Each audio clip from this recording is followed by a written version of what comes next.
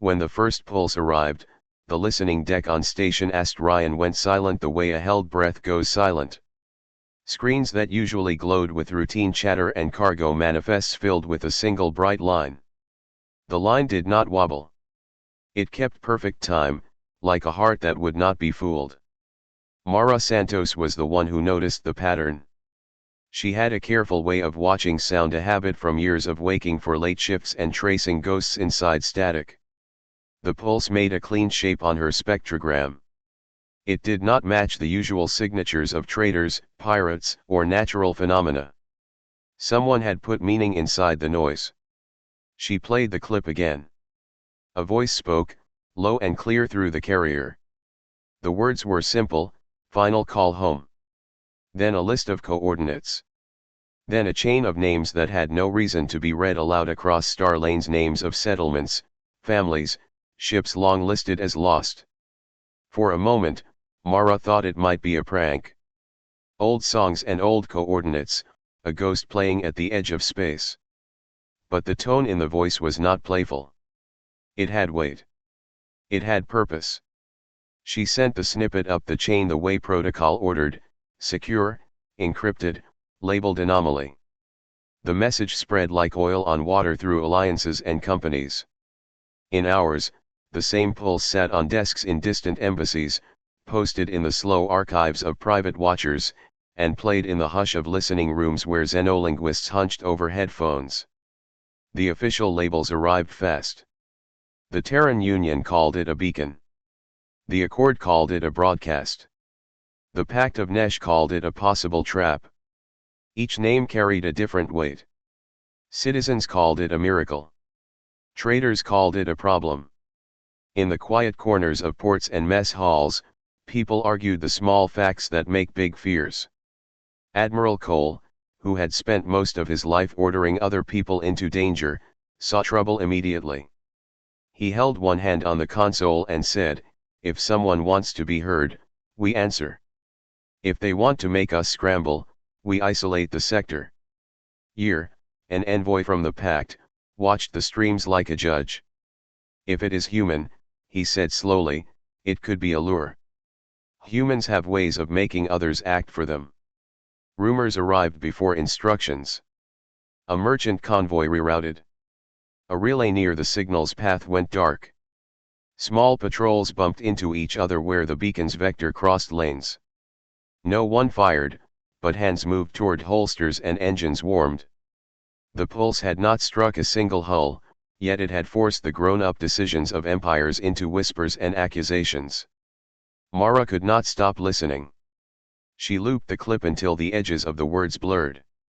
Beneath the spoken line, she felt a rhythm not random. It came as a pattern of pauses and primes, a secret beat that nested under the voice. She whispered the pattern to Ilias, a pale linguist who worked nights sifting through old dialects. Ilias frowned and traced the rhythm on a tablet. "It is layered," he said. "Designed to be heard twice." Word of that finding leaked. People who rarely spoke began to shout for answers. Politicians cupped their hands like pitchers catching rain. The corporate accord said the union might be testing alarm. The pact accused the accord of using the message to make peace look weak. Each faction read the same short sentence through its old wounds and old plans. Choices that had been folded into treaties were reopened like ledgers. Outside the halls, ordinary lives shifted. In a small colony called Iran, a mother paused over a photograph of a boy who had not come home. She heard the phrase and felt something small and dangerous: hope.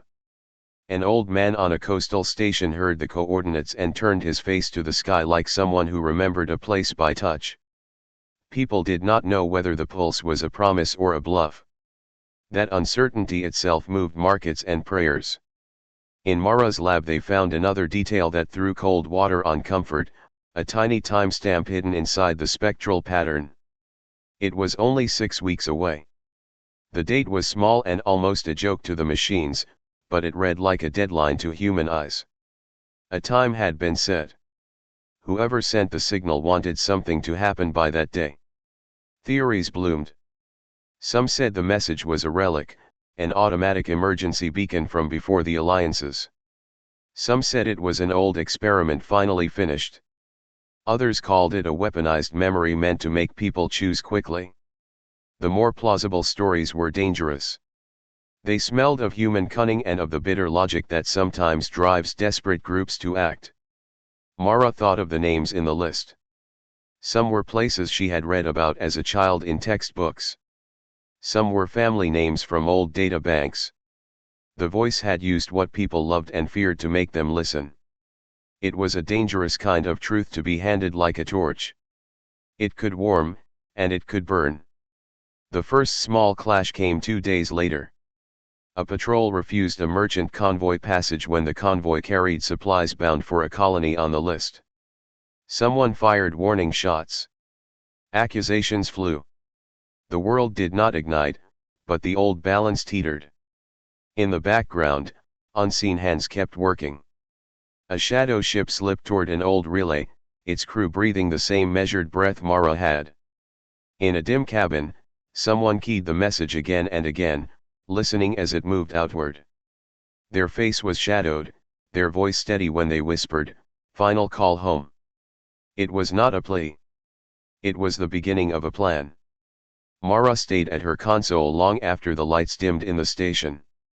She watched the pulse like a small living thing on a screen. Around her, the world answered in fits and starts, embargoes, meetings, patrols, prayers.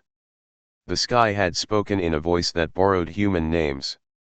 The world, in answer, put its weapons on the table and waited to see whether the call would bring home warmth or fire. Decoding began the moment the signal reached hands that could read it. In a small lab under Station Asterian's curved hull, Mara and Ilias worked with a cluster of tired experts. The room smelled of hot coffee and old metal. Screens flickered. Fingers tapped. Outside, the station kept its polite hum, pretending business as usual. Ilias traced the waveform with slow care. "Listen," he said. He slowed the playback. The spoken words were simple, "Final call home." But beneath those words, like a second voice, another pattern lived. It was not speech. It was rhythm, a set of pauses and spikes that fit into prime numbers and tiny delays. When Ilias wrote the pattern down, the lines looked like a ladder. Mara's hand shook just a little as she ran the pattern through filters. The ladder matched old relay maps, towers and sleeping satellites scattered across human space. The voice had named places. The rhythm had pointed at the hardware that connected them. Together they made a map. Together they made a set of instructions. They took the finding up the chain. Protocol demanded secrecy, the message was dangerous until proven safe. But dangerous is a word that spreads. In a day, the council had copies. So did smugglers, so did curious xenolinguists, and so did a captain who collected old wars like trophies. Analysts in the pact compared the pattern to known weapon codes. The Accord checked it against corporate fail-safes. Each study lit another worry. The signal was clever, the sort of clever that could steer thought. It used what people loved: names, songs, histories as bait. It made friends look at each other like strangers. On the docks, people argued about the meaning. A dock worker named Hara said to no one in particular, "They used our names." "Who would do that?" Her friend Lien answered, "Someone who wants us to move. Someone who wants to watch what we do when we do." In the council, words hardened into plans. Admiral Cole wanted to find the origin and hold it. Year from the pack suggested quarantine and investigation. Lawyers and traders argued for caution. A senator called for a public broadcast that would reassure everyone. But the hidden pattern changed things. It turned talk into a race. Mara and Ilias found another layer that made the room colder.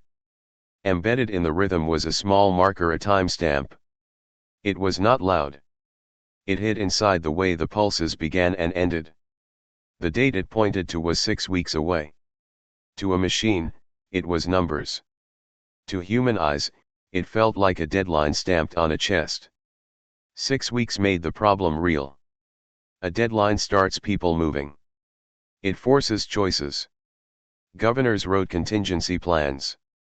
Trade guilds shifted cargo. Pilots took less rest. The small, slow drama of diplomacy gained speed. Rumors followed. Some said the message came from an old colony trying to draw help. Some said it was a test by a broken warlord who wanted to see which side moved. Others whispered that humans had built it long ago as a fail-safe, then lost the key. Each rumor warmed a different fear. In the middle of the noise, a quiet voice spoke in the lab. Juno, who came by to check the relay maps, said, "If someone wanted us to go to these places, they would choose names we love. They would choose dates that make us hurry. They would force us to come home." Her eyes were flat. Home can be a trap. Mara thought about what home meant. For some, it was a place of safety. For others, it was a place where memory grew sharp and bitter. Whoever had crafted the signal understood that. They had put the human heart into a machine. Officials argued in closed rooms. The corporate accord fretted that the Union might use the finding to rally sympathy. The pact worried that human reunions would become military gatherings. Each fear made new rules. Borders became strict. Transits required more papers. The simple act of moving goods grew heavy with suspicion. Not everyone obeyed the rules. Small groups moved in secret. A convoy of charity ships tried to slip through patrols toward one of the named coordinates. It was turned back by a line of cutters with fresh paint and colder orders. A rumor spread that a small base had been found cleared of people but full of old supplies. People who needed help tightened their belts. Meanwhile, someone else worked in the shadow. On a rust-scarred freighter far from legal lanes, a person with an old Union badge and fresh guild watched the charts. They had read the same pulse. They had understood its layers. But where Mara felt alarm and the council felt strategy, this person felt a plan. They had a small crew of people who no longer trusted the big powers. Pirates, smugglers, an ex-officer who had lost rank and a miner who had lost a family. These were not a trained force. They were determined. They called themselves the Homebound. Their aim was simple: reach the relay towers before the navies did, learn what the signal hid, and choose a path for humans without asking permission. The Homebound used old charts and worn fuel strips. They moved under junk traffic and dead channels. Their work had the thrum of desperate hope, the kind that smells of oil and the sound of engines pushed too far. They were not noble, and they were not clean. But they were people who would not wait for permission to fight for a future. Back in the lab, Ilias kept tracing the pattern. Another detail surfaced: small bursts inside the rhythm matched an engineering signature from a shipyard that had closed generations ago. The signature was rare. Only a handful of people knew how to build that kind of device. The list of possible makers shortened. Mara felt the circle close. Someone had built a machine that used memory to move empires. Someone had set a date. Someone had made a choice about who would act first. She did not know who that someone was. She did not know if they were friend or threat. But she knew the hidden line, the rhythm under the voice, had been drawn to make people move. The world had heard the first words. Now it began to hear the undervoice. That smaller voice pulled at maps and machines. It pushed the fear out of private rooms and into public lanes. The signal was no longer a ghost, it was an engine. People would soon choose whether to ride it, fight it, or stop it. The world did not break all at once. It broke in small, sharp sounds: a clipped order here, a closed border there, a stolen convoy in the night. Those small sounds added up until the old balance leaned and then snapped. It began with laws. Councils that had met for years now voted with hurried hands. The pact closed a trade lane that crossed one of the named coordinates. The accord demanded extra manifest checks. The Union moved a light cruiser into a disputed corridor. Each action seemed sensible by itself. Together they made movement harder and trust thinner. On Iron, Councilman Sato watched shipments slow to a crawl. Food that once flowed in steady ships now came late or not at all. People began to whisper about hoarding. The market hummed with fear.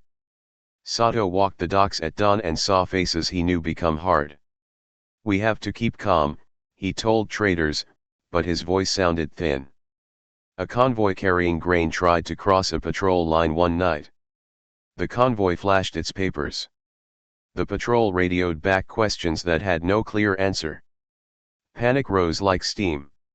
Someone on the patrol did not trust the convoy's origin. Someone on the convoy feared the patrol. The result was a tense standoff. A warning flare went up. A gunner, thinking only of his duty, fired once toward the water. The shot did not kill many. It changed everything. News feeds filled with blame. Each faction pointed to the other. The pact accused the Union of aggression. The Accord accused the pact of provocation. Each accusation hardened positions. Old grievances, once softened by trade and treaty, opened like wounds. Mara watched the escalation from a lab that hummed with machines and panic. She had found the signal, she had helped decode it, and now she felt responsible for the storm. Her hands moved like they always had over consoles, but her chest felt heavy. She had given the world a key. Now the world was splitting locks with it. At the same time, secret hands had begun to pry. Someone had bugged the lab, someone had fed a version of the decoded map to a rumor mill. The leak reached graveyards of politics and the alleyways of smuggling. Within days, the homebound had better charts than many official fleets.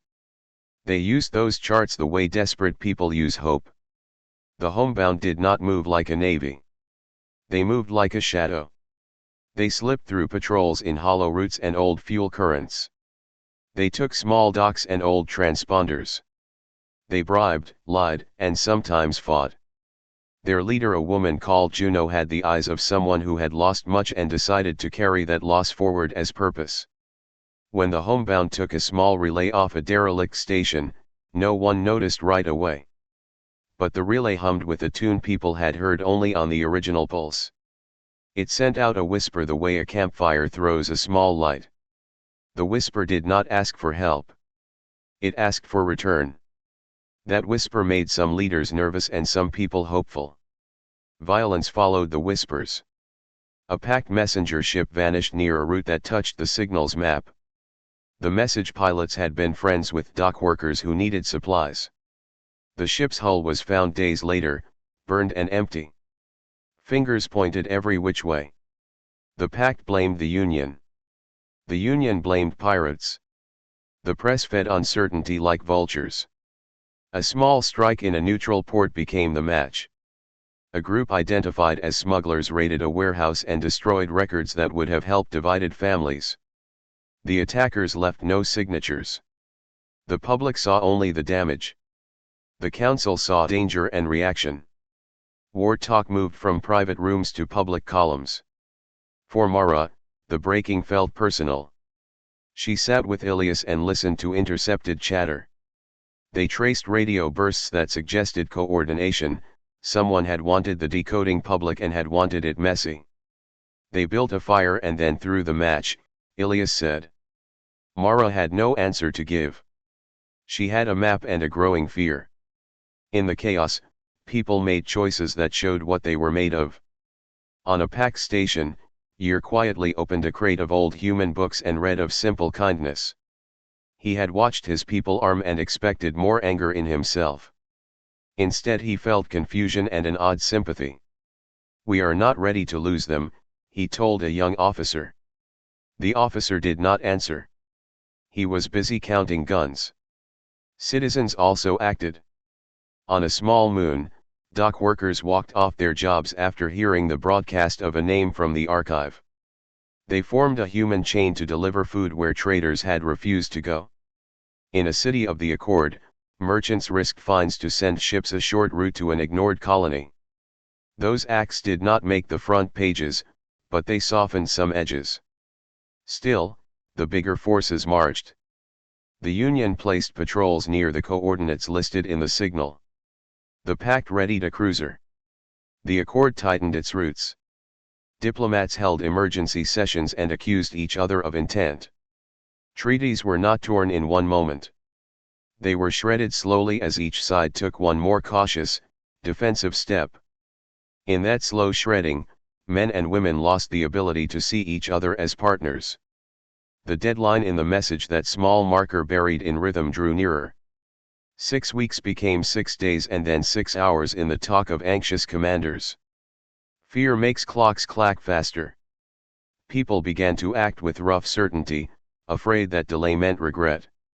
On a rain-dark dock, the homebound gathered allies.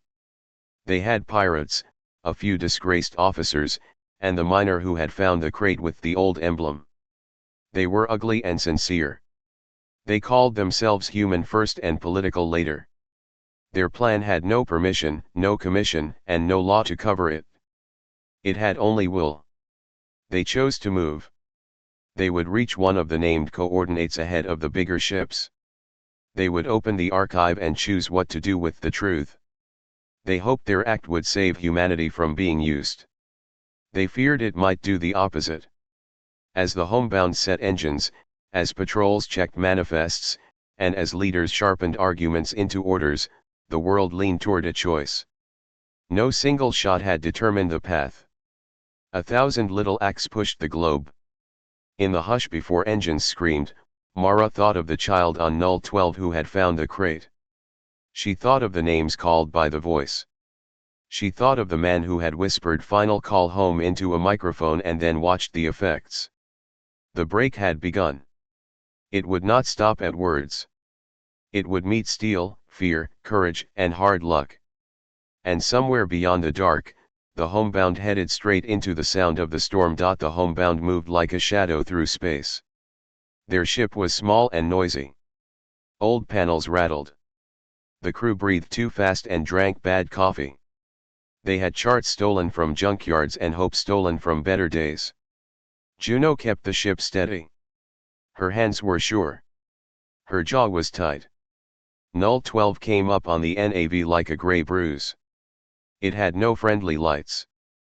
The planet hung under a thin cloud and a ring of broken satellites. The homebound's comms whispered static as they threaded the debris. Outside, towers rose like broken teeth. They were taller than the crew expected. Rust and frost braided their sides. Juno put the craft into a quiet orbit. She watched the screens and felt the old fear that lives in the belly when a plan becomes real. Around her, the team checked oxygen and weapons and the few tools they had. The miner, a man called Rule, kept his hand on a small crate. He had found similar things before and knew how little time people get when the galaxy notices them. They landed in a hollow between two towers. The ground thudded under the hull. Wind moaned through ruined antennas. The homebound moved out like thieves. Their boots made bright sounds on old metal. The array hummed faintly, like a sleeping machine breathing. Inside the control room, dust lay thick on consoles. Screens were cracked. A ribbon of paper, brittle with age, curled on a table. At the center, under glass, the transmitter sat like a relic heart. It was old and clever, made of parts no longer common. Juno reached out and brushed the glass. Her fingers left clean marks. The archive was not only metal. It held voices. It held letters and songs and lists of names. The homebound found recordings of people speaking in voices that smelled of old towns and old grief. They found laws written in small neat script. They found maps that showed who had been helped and who had been left to starve. The archive told a story. It said humans had, once, built systems that forgot people. It said some had chosen to make a strong, sharp call to wake the galaxy. As the team worked, a light blinked on a screen. A probe had picked up approaching traffic. Juno froze. She looked at the feed and saw a pack scout, small and fast, cutting through the debris like a fish. The packed ship had not fired. Its captain had opened a channel. "You are not alone," the voice said. It was flat but curious. Year's voice, the packed envoy, sounded like it belonged to a man who read too many maps. Juno answered with the truth they had practiced. "We came to see," she said. "We want to know." The packed ship dropped into orbit with quiet, and a small boarding team curled down to the ground. They did not blast the homebound from the sky. They did not chain the transmitter. They came with helmets off and hands empty. Year's envoy stepped into the control room as if he had walked into a library. "So this is what it looks like," Year said. He moved fingers over the archive. His voice did not hide interest. His eyes held a slow kind of sorrow. The homebound did not lower their guards, but they did not fight either. The packed crew read the same records and felt the same heat of memory. Then another voice came across the net. A distant ping. The Union had a patrol in the area. Its lights flashed like a warning. The Accord asked for a report. The signal's date crept closer on many clocks. Time made everyone nervous.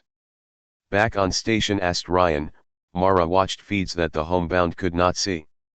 She had followed the homebound through rumors and a leaked route. Her lab had become a quiet place of choice.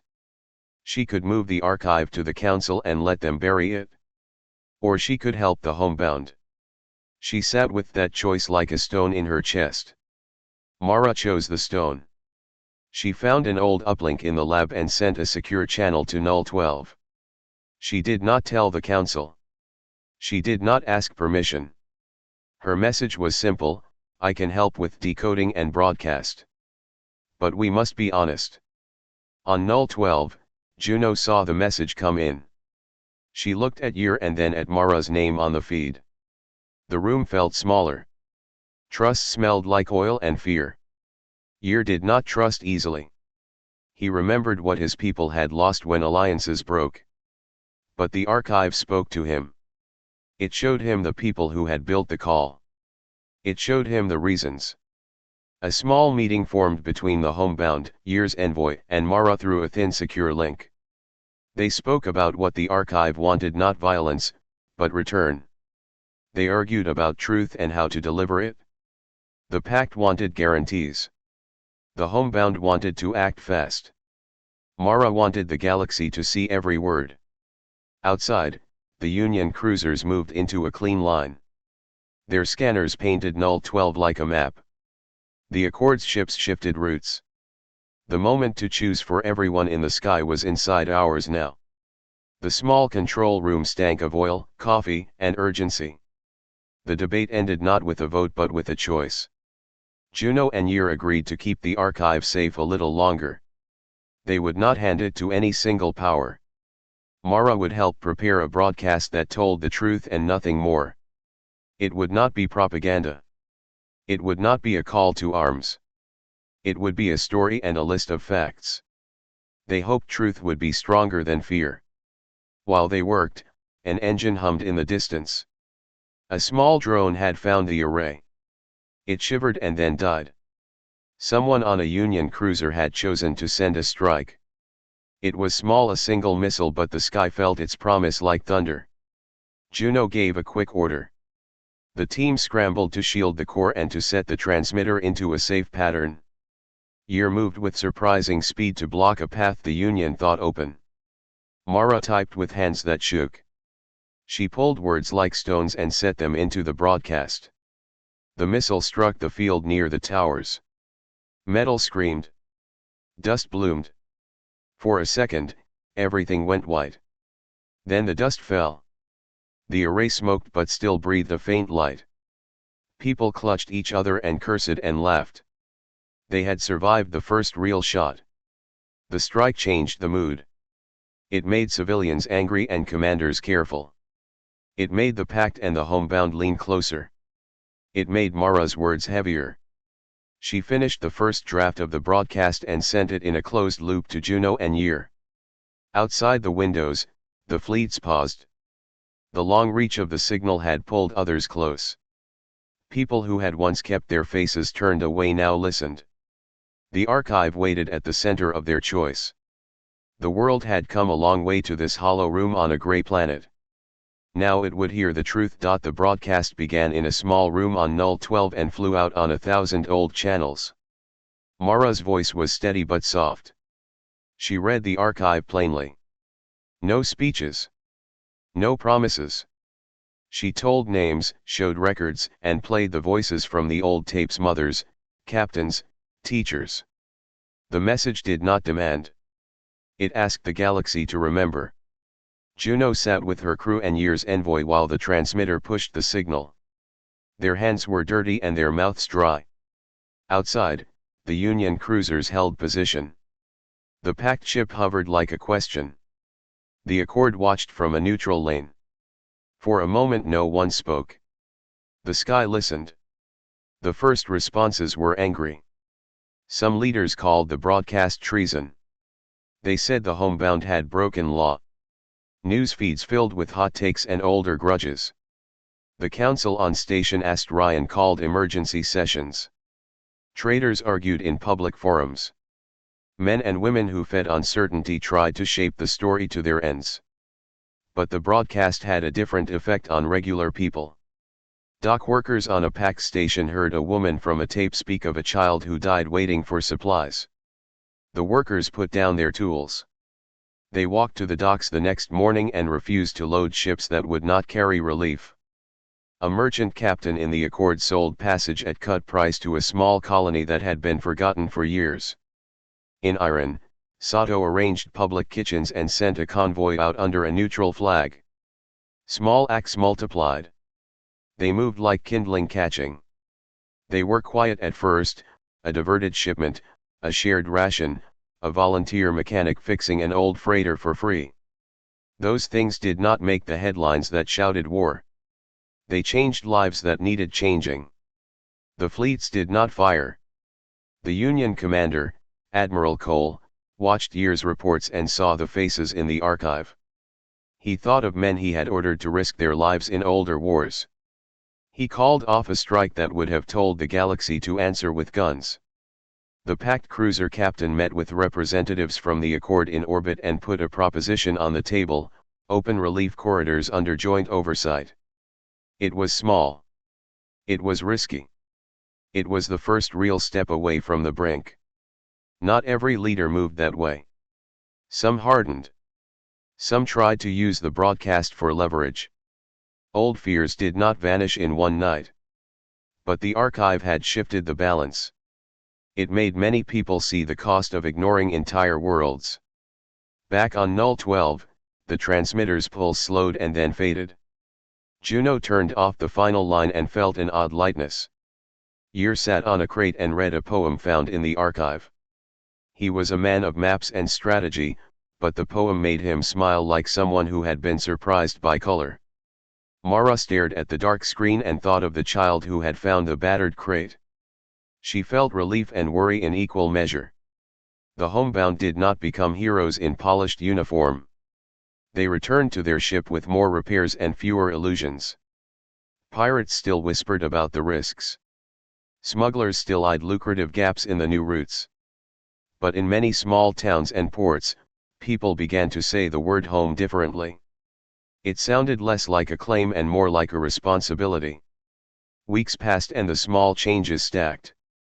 Joint relief convoys delivered food to colonies that had been left to rot. Trade routes opened with new oversight. Independent groups formed to monitor fairness in trade and aid. The alliances did not dissolve into one. They changed into many forms that tried, sometimes clumsily, to answer the truths the archive had shown. Sato in Iran walked a market that smelled of bread and whetstone. He watched children play where hunger had once kept them thin. He met a woman who had been in the list of names the archive carried. She cried and then smiled, and Sato felt the slow, steady bloom of something he had not expected: work that mattered. Not all consequences were good. Some people tried to cling to power by stoking fear. A small militant group used the chaos to seize a mining outpost. They were stopped by a coalition of local crews and a packed patrol. The price was not small. People died. The new changes did not erase the old cruelties. But a pattern had started. Where fear had once widened into war, it bent toward repair. Where leaders had once closed borders, some opened them. Where treaties had been tests, some became tools for aid. The archive had not offered easy answers. It had offered truth. People could turn that truth into compassion or into control. Many chose the first. Months later, Year visited a small library on a pack station. He read lines from the archive aloud to a group of children who had never met a human from the old colonies. Their faces were curious and very young. Year felt something shift inside him, a recognition that his people and the humans were not merely rivals but neighbors who could learn to hold each other up. Mara returned to station Ast Ryan and walked the listening deck where she had first heard the pulse. The consoles hummed like old friends. She placed a photograph of the Null 12 sky beside her station lamp. It reminded her of the night the world leaned in. She felt tired but ready. The final call home had broken some alliances and rebuilt others. It had shown how easily rules become cages and how a simple voice can change course when people decide to answer differently. The archive had given the galaxy a mirror. Some saw ugliness and turned away. Many looked and then reached out. At the edge of a market on Iron, a child who had once found a crate with old lights hummed a new tune. It used not the old signal but a human lullaby fixed with a small, honest pride. The child's voice rose and others joined. It was not a rallying cry or a weapon. It was work and song.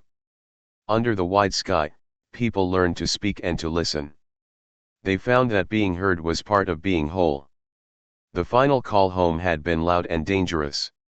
In the end, it taught a simple thing: voices matter, and what people do after they hear them matters more.